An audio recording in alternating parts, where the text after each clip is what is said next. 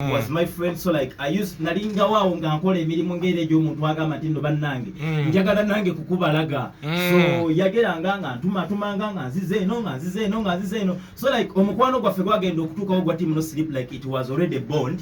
yali already nga eri mu movement. Yes my brother. So oyingira TNS okolerayo nyimba ki kuzino ze tuwulidde wammanga? Enyimba ezisinga nno zino zolaba zonna zikoledde mu team no sleep my brother. Yes, team no sleep is a family that has been a great family to me man. Okay. Kyovumanya tukoze waka mungi nnyo nayo nnyo. Okay. Yes, ovaayo di team no sleep okuvaayo kati ebyokuvaayo byo biri bwe bityo kubanga byo ebyokuvaayo byo biri bwe bityo kubanga kyolina okumanya nti like ekintu obanga kina stoppinga nawe tomanya bwe kiri. Yes okeera kumacha n'ogenda okulaba ng'ogamba ha lino nekkubo lirabika njagala ate kati nzireko ko mulino bwe kiri. So like sinza kugamba nti nato okuvaayo nalo lwakeera mwaka bwe ningamba ngenda kuvaayo no like bintu bituuka mu time n'olabanga like now you have to get this way ng'olaba lino ekkubo lirabika likoze eki ligamba kati nkutuusiza we nkutuusa so nawe tandika. Wamalayo bbanga ki? Team no sleep nduddemu bro emyaka nga 5 to 6 years. Yes, mu team no sleep oyo twalengera Sheebah nga mukwano gwo nnyo nga buli obeera amaje gange topic tabata baganda bange banyivu. Actually chenyizo okugamba like Sheebah muntu mulungi nnyo naludde okulaba oba okubeera n'omukwano oba ne star alina omukwano ng'ogwa Sheebah. Actually wano wenyini wejogera mweno studio ya Metro Sheebah we yasoko okwanivalingira akayimba kange akakada twajja wano ne Sheebah nga muwerekeza yali mu Uganda 1 eyo mukulu HBK nkwagala nnyo jangu mbongeko gwe lupi bannange siri kuvaako ebintu byonna informed nkwagala so like twajja wano Sheebah nalinze muwerekeddeko obuwerekezi so I found her here na we namusanga wano nangamba nawe ogenda kukola nangamba yes tugende tukole ffenna bwe twatuuka wano nalina akayimba nga bakayita kada nkajukira webanga akayimba nga bakayita kada kati lwatuuka wano Sheebah like she is a positive lady,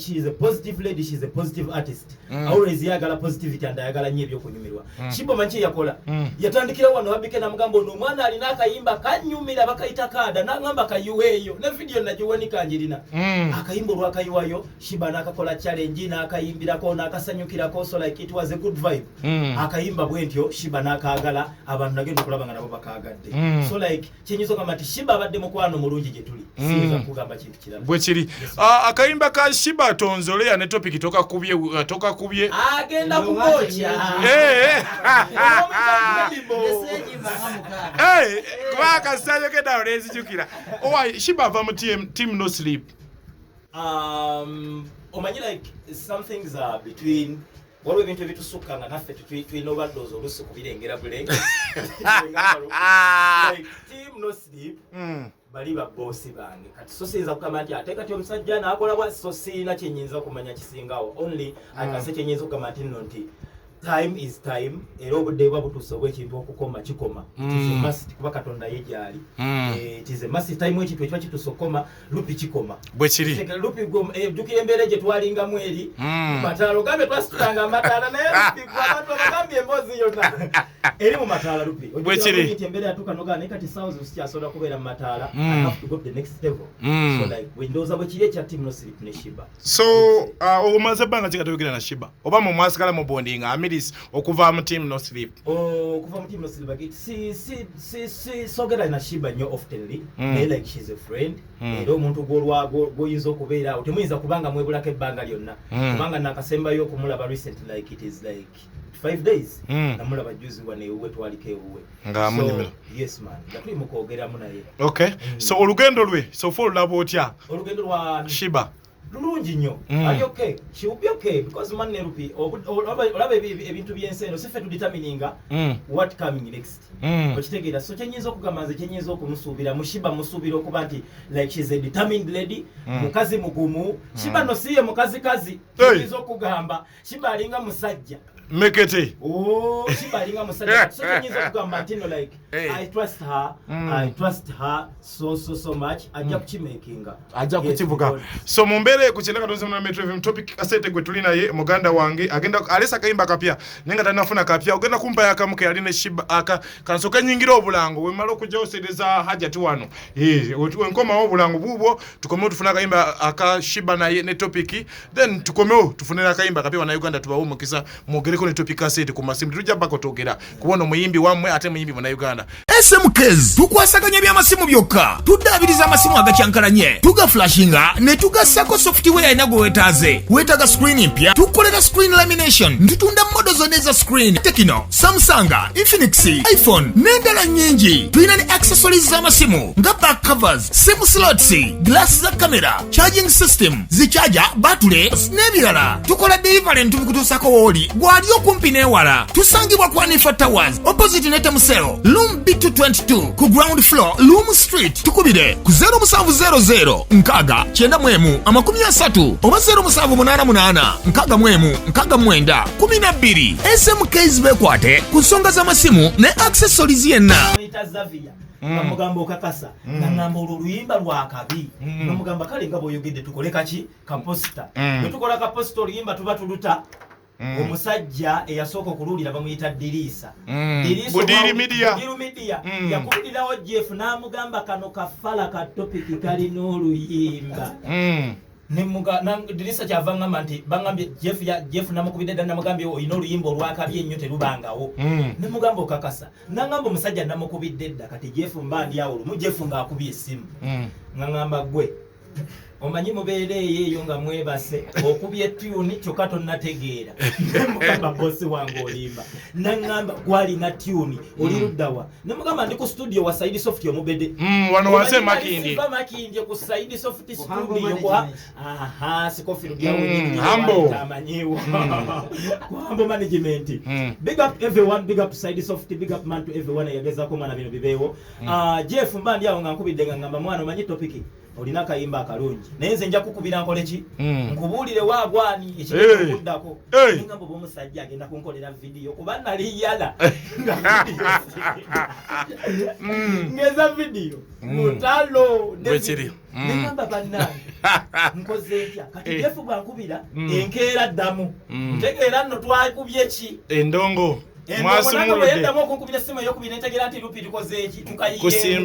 kati kyenakola Jeff nga nkubira nga ngamba gwe Sheebah ngenda kumuleeta ku ssaawa 3 ajja ateeke mumwe temumanyize nali nfudde omusajja yangamba ku ssaawa 3 ezekiro nakeera ku studio ssaawa 3 ez'okumakya nesiimula studio nenjera studio kuba studio eyo abayaye baalinga bagiteekako omuliro nga siyabya ddala Sheebah ajja kugiyingira nengamba kati kansooke engirongoose nenjipepeta olwamala okugipepeta obwo bonna nno bwagazi bwa luki bwagala kufuna nemugamba nedda nze natuuse dda ku studio nangamba nagambye ssaawa 3 toddamu kunkubira nengamba nfudde ku ssaawa zigenda okuwera 2 kitundu ngenda okulaba nga emmotoka ya Sheebah ejja mbandi awo ngenda okulaba nga n'emmotoka ya Jeff ekoze eki erumbye manyi Jeff tatambula yekka atambula n'abantu nga 10 ngenda okulaba nga abantu bonna basazeeko studio nengamba kituufu nnyo okwera studio n'ogisiimuula leero ababadde bajja leero bagenyi ddala munnange omukazi n'ateekamu vaasi eyasooka Jeff nangamba kyetuba tukola gwe togenda kuyimba vaasi gweyimba vaasi 2 ye kayimbe vaasi esembayo kola si mugisikemu enna nemugamba nzo mmaze wankubye dda kyoyagala kyoba okola namugambirawo nzo mmaze era omukazi tayiyeemu vaasi nekolasi ne vidiyo nzirina wano Sheebah ng'ayiwamu okumanya nkuuma ebintu Sheebah tayiyeemu vidiyo tayiyeemu mu vaasi tayiyeemu ne kolasi maama nyabo olwakeero manyi Jeff bwe yaŋŋamba ng'awulira mu kayimba nga bamaze okukamikisinga nga ŋŋamba bannayo wakubye tune naye olina ssente za vidiyo nga ssente za vidiyo nazo sizirina nangamba gwe nno sigenda kuwa muyimbi wange bw'oba tolina ssente za vidiyo oluyimba lutereke tuluteeko lupi nze mbanyumiza nafaafagana okunoonya emirimu kuba tayaŋŋamba ekintu kyali kizibu nnyo yaŋŋamba vidiyo twagala tugikolere wa pesiti ate pesti omumanyi birego nengamba bane kati pesti mutandise ntya nangamba gwe pesti nze namugambye dda ayagala miliyoni 3 mwerupi nafaafagana kituufu ono lupi abimanyi sina kirala kyenyiza kunnyonnyola era wekyenyiza okusinga okubebazaako wano kyendabye mu programu ene mpya sinza butakyogerako eri bantu programu ene nnyumidde nnyo ate bantusane wano ne mbabuuza nti bane sijjangako wano oba wano ngasibitegeera programu ene enyumye nnyo lupi ogaba information omutuufu teri mu byagundi byakoona information mutuufu omulungi oyogera bulungi ku bantu. This is so beautiful. DJ Scofield yabeera wano mwana nga bendongo positivity yokka ejjudde wano. Man, blessings. Okay, Amina. Thank you so much. Nze okoye ononyeze emirimu giganye emirimu gikubuze. Yes, njagala okujjukiza oba Barista Coffee School and Cafe. Yes, bayigiriza n'okusomesa okukola ebika bya kawa ebyenjawulo omuli cappuccino, mocha, ice coffee, smoothies, milkshakes, cocktail n'ebika ebirala bingi. Bagaba certificates n'okufunira emirimu wabweru w'eggwanga mu nsi ez'enjawulo omuli Qatar, Dubai, Abu Dhabi n'ensi ez'etoolodde Europe endala. So basange e Nalukolongo opposite ne Hash petrol station oba obakubiri ku namba z'essimu 07 5 oba ku WhatsApp 07 ye namba ya WhatsApp okumanya ebisingawo. SMKs tukwasaganya ebyamasimu byokka tuddaabiriza amasimu agakyankalanye tugaflashinga ne tugassako software ena gwe weetaaze. Weetaaga screen mpya tukolera screen lamination ntutunda modo zonna eza screen Tekino, Samsung, Infinix, iPhone n'endala nnyingi. Tulina ne accessories z'amasimu nga back covers, SIM slots, glass za camera, charging system, zichaja, battery n'ebirala. Tukola delivery ntubikutuusako wooli gwali okumpi n'ewala. Tusangibwa ku Anifa Towers opposite Netemuseo Loom B222 ku ground floor Loom Street. Tukubire ku 0700 nkaga 91 oba 0788 nkaga 12. SMKs bekwate ku nsonga z'amasimu ne accessories yenna.